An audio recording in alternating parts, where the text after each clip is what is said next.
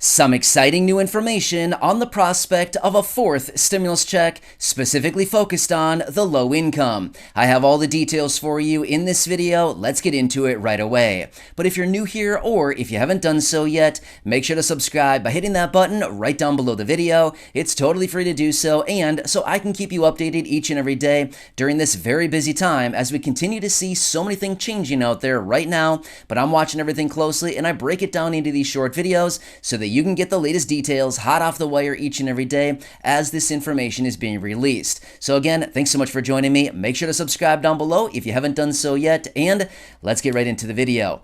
All right, so now this is actually really encouraging and pretty exciting with this new information in regards to a fourth stimulus check specifically focused on the low income. Now, if you've been watching the videos here over the last couple weeks, you know that we've seen a ton of different proposals coming out recently. Obviously, you know this because we've talked about it a million different times here on the channel, but realistically, it's very encouraging to see everything coming out right now being proposed on the state level as well as Congress coming out with all of these different ideas and proposals and ways that they can get money out to the people. However, I do have some new information here that I want to share with you in this video, which is the experts and the analysts that are looking at everything right now are encouraging a fourth stimulus check being distributed to the low income, simply because they're looking at the inflation situation and everything going on right now and basically saying the only way out of this in the short term is to get money into the pockets of the low income. And yes, once again, in these reports, they are specifically focusing on the low income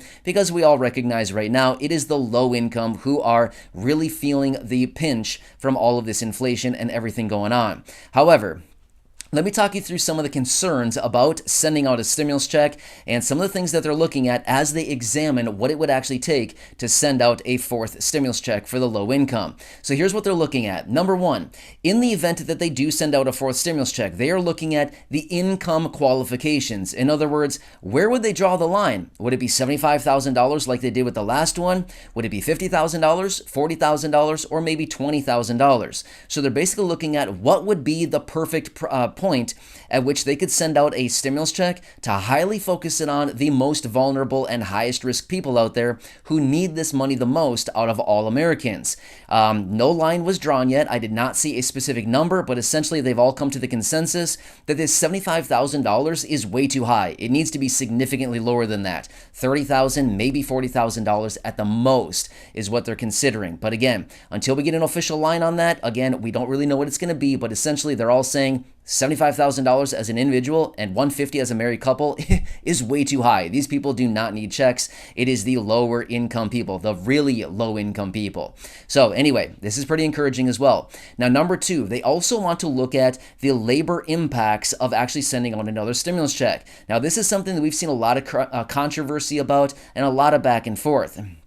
Some people are out there right now saying, well, the stimulus checks have led to this mass resignation out there where a lot of people are quitting their jobs because of all of these stimulus checks and things like this. Well, on the other hand, a lot of people are saying, no, that's actually not causing the great resignation, but it's causing a lot of other factors out there are causing a lot of people to quit their jobs and leave. So that is another factor that they're looking at right now is how much would sending out another stimulus check actually impact the labor participation rate and how many people would actually maybe quit their jobs or retire or resign, things like that. So that is something that they're looking at very closely right now as well, is what's this going to do to the labor market? As we already know, there's a lot of businesses out there that there's a lot of open jobs and people are kind of looking for people right now, and there's just not enough workers for all the positions that are open. So that is another very key piece of information that they're looking at as well. Now, a couple of the pieces that they're looking at right now to base all of this off of and to determine the actual impacts and how important another stimulus check is, they go back to the $1,400 check that we received about a year ago. And they're saying that that one check alone lifted 11.7 million people out of poverty just in the last 1 year alone. So they're saying, how can you really deny this? 11.7 million people lifted out of poverty in 1 year alone simply because of a one-time $1,400 stimulus check. So they're kind of coming forward saying, look at this. The numbers are real. We're seeing all the evidence of this. We're seeing all the impacts of a one-time $1,400 check, and they're finding it to be, wow, this impacted nearly 12 million people in a very big way, essentially going from living in poverty to being lifted above the poverty line. So that's kind of a huge achievement when they look at it and they look at all these different numbers out there and how many people are really living in poverty. Remember, what they want to do here in the United States is to lift everybody out of poverty. Well, I'm sorry, but they're not exactly doing a very good job about it, considering what is currently going on right now. In fact, more people are falling into poverty because of all of this massive inflation that is literally sitting at about 8% as of right now, and it's probably going much, much higher here over the coming months. Now, a few other things that they were looking at as well. They're also looking at previous surveys that they've done over the last year or so, and that they found the vast majority of households that have less than $500 in savings spend their stimulus checks within the first 10 days of receiving it. 10 days seems like a pretty generous timeline.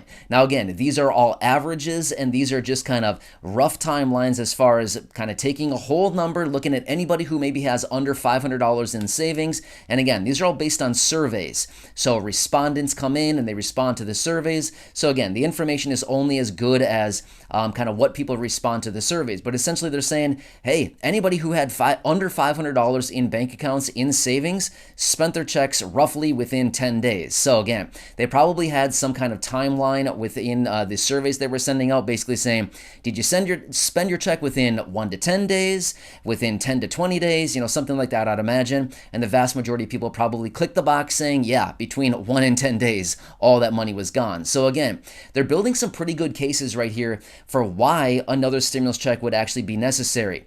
Now, one other thing that they're pointing out as well, among many others as well, is that they're saying that this may actually lead to additional inflation. However, they're also saying at the same time that this additional inflation that may be caused by stimulus checks would be minor and probably relatively short-lived due to the Federal Reserve stepping in right now and possibly being a little bit more aggressive with their rate hiking going forward through the rest of this year. Therefore, potentially subduing a little bit more of this increased inflation due to the extra checks that would go out.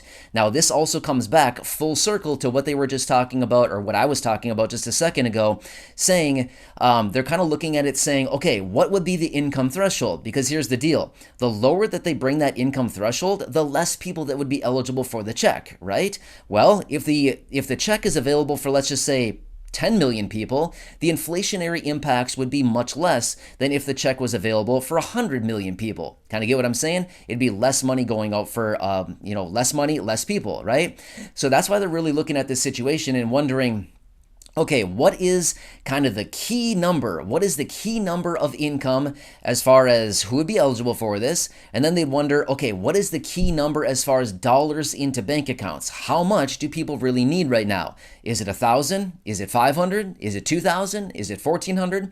So again, they're trying to thread the needle on this thing as far as what the income thresholds would be, who would be eligible for this thing, how much should the check be, and then would it be like a one-time check or ongoing or things like this. Now, another factor that they're also looking at as well is what would be the best solution here? A short-term fix for a long-term problem, or a short-term fix being a one-time check to kind of help everybody out for the short term, or would it be better to work on a long-term solution? Now, again, that's kind of up in the air right now. I think all of us could probably have our own opinions on that one. It depends. Do we want to sit here and twiddle our thumbs for another 6 months waiting for them to come up with a long-term solution at the end of the day where maybe we could get something ongoing for a long period of time?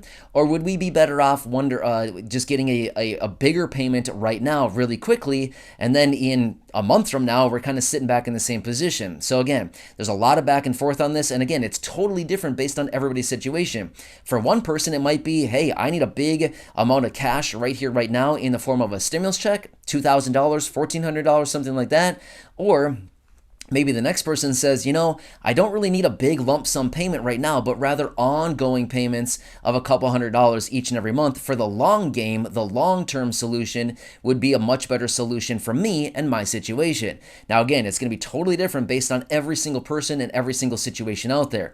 So to find the best fit for that one might be a little bit difficult, but they're doing their best and they're trying to figure out what is the best solution here going forward. So When I came across this report here, I thought it was actually very encouraging considering everything that we're seeing coming out of Congress and everything that we're seeing on the state levels as well. Vouchers, we've got tax rebates, tax credits, we've got voucher cards, we've got stimulus checks. I mean, seriously, there are so many different things that are being introduced on the state level as well as in Congress.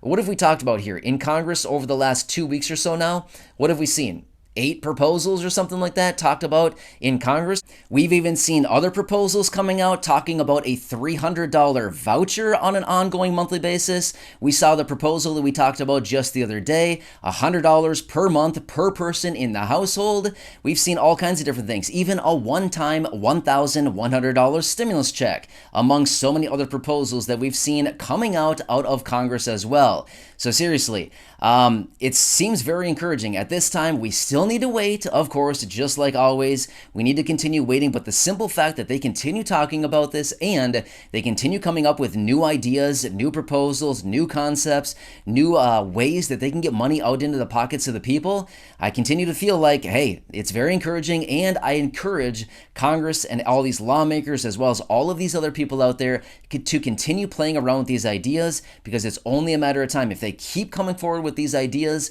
it'll only be a matter of time until they actually do something for the low income. So here's a few key takeaways out of this. Number one would be these reports here that I'm talking about in this video. They're specifically talking about the low income. So again, like I've said so many times in other videos, if there happens to be a fourth stimulus check, it's going to be a highly focused one. It will be specifically focused for the low income. I can almost guarantee you that one right now, simply because we already know from report after report that a broad stimulus check for millions of people, hundreds of millions of people, is just not feasible. It is not needed, and that's going to lead to massive inflation above and beyond what we're already dealing with.